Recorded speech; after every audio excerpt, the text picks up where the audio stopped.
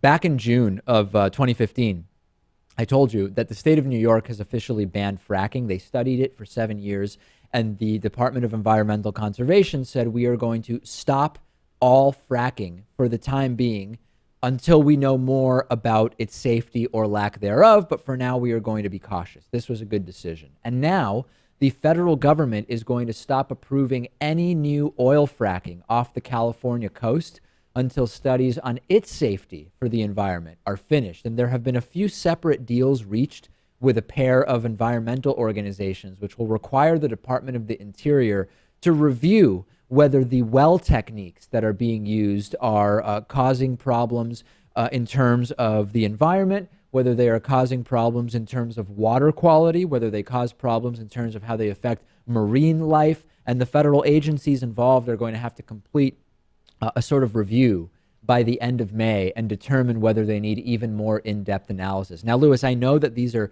temporary limitations, but any limitation we can have on fracking, be it temporary or permanent, I welcome, because we really don't need to be fracking. We really need to be moving in the direction of alternative energy. And any dollar that goes towards fracking is going to be one more obstacle in the way of getting off of fossil fuels altogether. Although I get that we are such a fossil fuel centric culture and economy that that's not going to be any easy task. But I guess a small win is still a small win.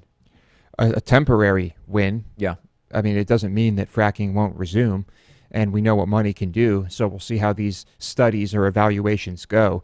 I mean, the research is already out there. All the information that we need to determine as whether or not fracking is safe is out there. But no, now they need to do their own studies, their own investigations and evaluations.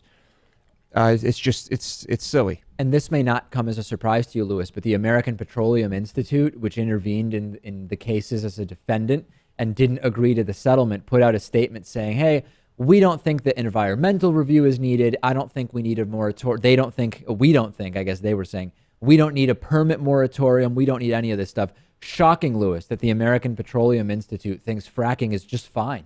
Yes, I wonder where, if they're just looking out for themselves and for profits. Do you think that could be? I don't know. I'm sure they're really great people. And by the way, the low oil prices are also making fracking more of a question mark. We've seen a lot of fracking operations sort of question whether at these current oil prices, it's even economically logical to be doing that. And I think this is yet more evidence for why we should be moving away.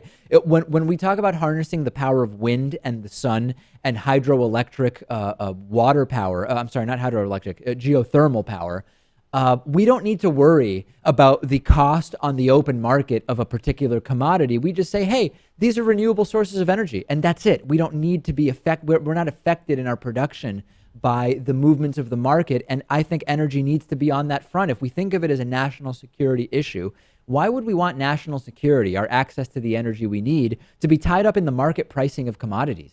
Yeah. Well, there are still many states where there's just so much fracking happening, and there's so much oil drilling, fracking, that the state officials can't help but say, we need to keep this going. Right. It's creating too many jobs, the infrastructure, the income. I mean, I can understand that, but think about long term. No one thinks long term. Absolutely. Especially not when you get reelected every 2 or 4 years. That we've talked about too.